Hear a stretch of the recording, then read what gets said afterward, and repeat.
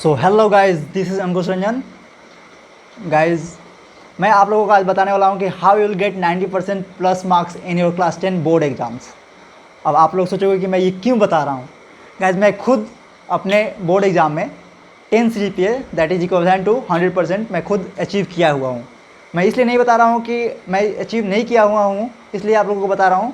ऐसा कुछ नहीं है, मैं खुद अचीव किया हूँ तो आप भी कर सकते हो, इसलिए मैं आप लोगों को बताने जा रहा हूँ कि आप लोग कैसे मीन्स 90% नहीं हुआ तो 80% तो कर ही लोगे। एवरेज स्टूडेंट हो गए तब भी कर लोगे। तो उसके लिए कुछ टिप्स हैं जो मैं फॉलो किया था, चाहूँगा कि आप लोग भी फॉलो करो। सेम चीज़ नहीं फॉलो कर सकते हो, उसी को थोड़ा नीचे ऊपर करके फॉलो कर सकते हो। यदि आप मेरे से भी अच्छे हो तो बहुत अच्छा, और यदि मेरे से कम हो तो आप अपने आप को इम्प्रूवमेंट कर सकते हो। सो गाइज देखो, अपने हम लोग के समय और अभी आप भी आपके समय भी 5 सब्जेक्ट है, जिसमें से 2 मेन सब्जेक्ट है, मैथ्स एंड साइंस, ठीक है। और 3 एक्सिलरी सब्जेक्ट मान लेते हैं, वो भी मेन सब्जेक्ट ही हैं लेकिन एक्सिलरी सब्जेक्ट मान लेते हैं हम लोग अपने पढ़ने के तरीके से। एक सब्जेक्ट हो गया इंग्लिश जो लिटरेचर ही है, दूसरा सब्जेक्ट हो गया हिंदी वो भी लिटरेचर ही है, तीसरा सब्जेक्ट हो गया सोशल साइंस। ये बहुत बड़ा सब्जेक्ट है और सबको डर भी लगता है क्योंकि हिस्ट्री में डेट्स याद करने पड़ते हैं, कब कहाँ लड़ाई हुआ था, कब नेशनलिज्म हुआ था, कब गांधी जी कहाँ गए थे, ये सब होना पड़ता है। फिर सिविक्स में अलग ही हो जाता है कि पंचायत राज क्या है, उसके बाद से कि कब पंचायत राज, फंडामेंटल राइट्स क्या होते हैं, उसके बारे में लिखना पड़ता है। ये भी थोड़ा means headache type of headache, लेकिन अब ऐसा कुछ नहीं होगा जो मैं आपको बताने वाला हूँ, ठीक है। उसके बाद जियोग्राफी में अर्थ कैसे फॉर्म हुआ, फिर से क्रस्ट अर्थ के अंदर में क्या है, उसके बाद से क्रस्ट मेंटल लाइक मीन्स मैं तो भूल भी गया हूँ कि अभी क्या मैं पढ़ा हुआ था। गाइज सबसे पहले मैं बात करूँगा मैथ्स और साइंस का, ठीक है। गाइज अभी कुछ लोग पहले से पढ़ रहे हैं, स्टार्ट कर दिए होंगे कोचिंग लेना, कुछ लोग ट्यूशन लेना स्टार्ट कर दिए होंगे, पर्सनल ट्यूशन जो लेते हैं। लेकिन यदि आप नहीं किए हैं और जो यदि कर भी लिए हैं तो आपके लिए भी है, जो नहीं किए हैं उनके लिए भी है। तो जो कर लिए हैं वो तो बहुत अच्छा। आप सबसे पहले मैथ्स और साइंस मैक्सिमम सितंबर और अक्टूबर तक आप ख़त्म कर लो। ये बहुत ज़्यादा टाइम हो गया, मैं जो बहुत ज़्यादा टाइम बता रहा हूँ। यदि आप रेगुलर मैथ्स प्रैक्टिस 2-2 घंटे पढ़ोगे ना, सुबह उठकर 2 घंटा मैथ्स और सुबह शाम को 2 घंटा साइंस पढ़ोगे, तो ये 2 सब्जेक्ट बिफोर और ऑन और बिफोर अक्टूबर में ख़त्म हो जाएगा, ठीक है। गाइज पढ़ना कैसे है ये मैं बता रहा हूँ। गाइज देखो, या तो आप मॉर्निंग पर्सन हो तो मॉर्निंग में उठकर सुबह 2 घंटा साइंस पहले उठा लो, या यदि आपको डिफ़िकल्टी मैथ्स में होता है तो मैथ्स उठा लो, ठीक है। 2 घंटे अच्छे से पढ़ाई करो। उसके बाद से जो भी पढ़ रहे हो ना, उसका फॉर्मूला जो होता है, नोट्स लिखो, शॉर्ट नोट्स भी बनाओ और लॉन्ग नोट्स भी बनाओ। शॉर्ट नोट्स इसलिए बनाओ ताकि जब भी आप एग्ज़ाम के समय जाने वक्त आप शॉर्ट नोट्स ही रेफ़र करोगे। जो मोटा मोटा बुक होता है ऑफ कोर्स आप रेफ़र नहीं कर सकते, क्योंकि मैं जानता हूँ, मैं खुद रेफ़र नहीं कर पाया हुआ था।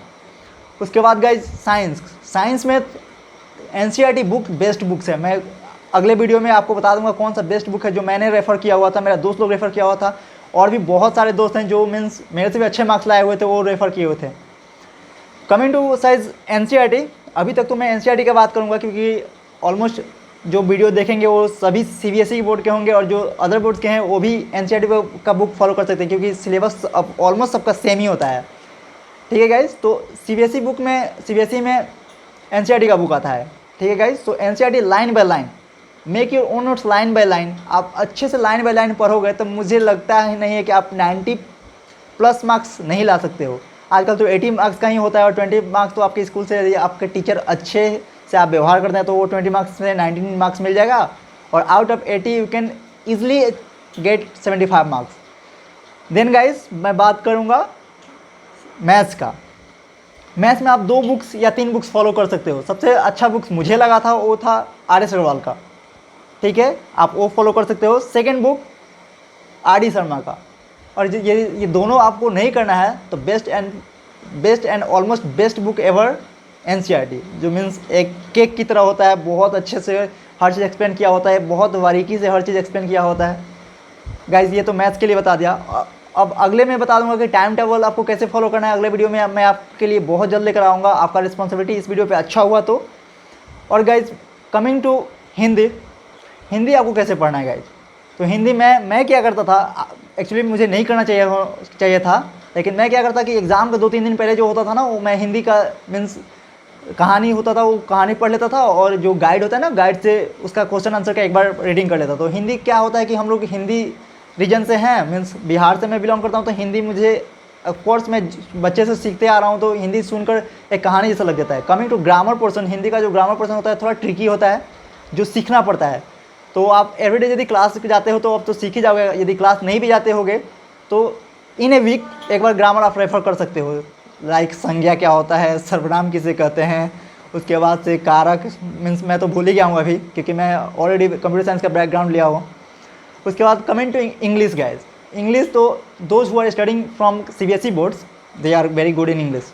If they are very not good, of course they are normal like me, I am not good in English but still I tried my best ना। तो आप गाइज क्या कर सकते हो इंग्लिश के लिए भी वैसा ही फॉलो होगा जैसे हिंदी के लिए होता है। इंग्लिश में क्या कर सकते हो आप, इंग्लिश में सबसे पहले आप, यदि आपका इंग्लिश अच्छा है तो आप तो कोई भी कहानी पढ़कर, इंग्लिश में भी कहानी होता है ऑफकोर्स, कहानी पढ़कर आप रेफ़र कर सकते हो। और उसमें कुछ पैसेज वाला पार्ट होता है और वर्ड मीनिंग्स पार्ट होता है। वर्ड मीनिंग्स मीन्स आप क्या बोलूँ, जो भी चैप्टर्स है ना उसमें का थोड़ा डिफ़िकल्टी वर्ड होता है ना, वो हर एक नोट्स जब बनाओ ना उसमें लिख लिया करो और डिक्शनरी का रेफ़र किया करो, तो आपका वर्ड पावर भी बढ़ जाएगा। उसके बाद से आपको आंसर राइटिंग में भी बहुत मदद मिलने वाला है। इंग्लिश ग्रामर के लिए मैं कुछ बुक्स होगा उसको भी रेफ़र कर दूँगा अगले वीडियो में। Coming to guys social science, जो सबके लिए हेडेक होता है, मेरे लिए तो बहुत ज़्यादा हेडेक था गाइज। तो सोशल साइंस में मुझे सबसे ज़्यादा प्रॉब्लम होता था हिस्ट्री में, मैं लिख ही नहीं पाता था यार। मीन्स क्या बोलूँ, मैं जब डेट आता था तो मुझे तो कुछ याद ही नहीं रहता था क्योंकि मैं मेमोराइज करने में बहुत वीक था। तो मैं क्या करता था, एवरी डे अपने टीचर के पास, अपने टीचर के, जब मैं नवोदय में पढ़ा हुआ हूँ तो अपने टीचर के पास, क्योंकि नवोदय में तो हर एक टीचर अपने मीन्स स्कूल के अंदर ही रहते हैं। तो मैं एक TGT जो हम लोग को नहीं पढ़ाते थे फिर भी मैं उनके पास, क्योंकि उनका जो सोशल साइंस सब्जेक्ट था बहुत अच्छा था, तो मैं उनके पास जाकर अपना डाउट लेकर जाता था, सर मुझे कैसे पढ़ना है, क्या करना है, कैसे करना होगा। तो मैं उनसे पूछा था, तो वो सर बहुत अच्छे थे, वो मुझे पढ़ाना स्टार्ट किए सिविक्स। उनका सिविक्स बहुत अच्छा था, आई थिंक उनका स्ट्रॉन्गेस्ट सब्जेक्ट सिविक्स ही था। तो मुझे जैसा रेफ़र किया था मैं आपको बता दे रहा हूँ। सबसे पहले वो बोले थे कि एक बार बुक्स रीडिंग करो, जस्ट गो थ्रू बुक्स, कुछ भी याद नहीं करना है, कुछ भी समझना नहीं है, एक बार रीडिंग करो। दूसरी बार क्या करना है कि जब तुम रीडिंग कर रहे हो ना तो उसमें पेंसिल से अंडरलाइन करो। उससे क्या होगा कि जो आपका इंपॉर्टेंट पॉइंट्स होगा ना उसको आप अंडरलाइन कर दोगे, तो तीसरा टाइम जब पढ़ोगे ना तो नोट्स बनाने में बहुत आसान होगा और आपको याद भी हो जाएगा। जब बार बार आप एक ही चीज़ को पढ़ते हो तो ऑफकोर्स याद हो जाता है। ठीक है गाइस, ये सिविक्स का पार्ट था कि ऐसा आप करोगे तो आपका सिविक्स बहुत अच्छा हो जाएगा। और आम तौर पर हम लोग पंचायत राज और बहुत कुछ जानते हैं सिविक्स के बारे में, ह्यूमन राइट्स क्या होता है, लेकिन उसमें सिर्फ हम लोग को पढ़ना होता है, उसमें एडिशंस कर लिख देंगे तो उसमें मार्क्स अच्छे से आ ही जाएंगे। ऑफकोर्स आपका 80 में तो मैं नहीं बोलूँगा 80/80 आएगा, बट ऑफकोर्स 70+ आ ही जाएगा। उसके बाद गाइज हिस्ट्री में क्या करेंगे, हिस्ट्री के लिए आपको ऑफकोर्स डेट तो याद रखना ही रखना पड़ेगा। इसके लिए मैं कुछ फार्मूला या कुछ टिप्स या ट्रिक्स नहीं बता सकता। उसके लिए आपको डेट्स, जहाँ आप रहते हो, जहाँ आपका बेड है वहाँ में डेट्स लिख लो, क्योंकि रोज़ सुबह उठोगे तो एक बार देख लो, रोज़ सोने से पहले देख लो, ये आपको बहुत मदद मिलेगा।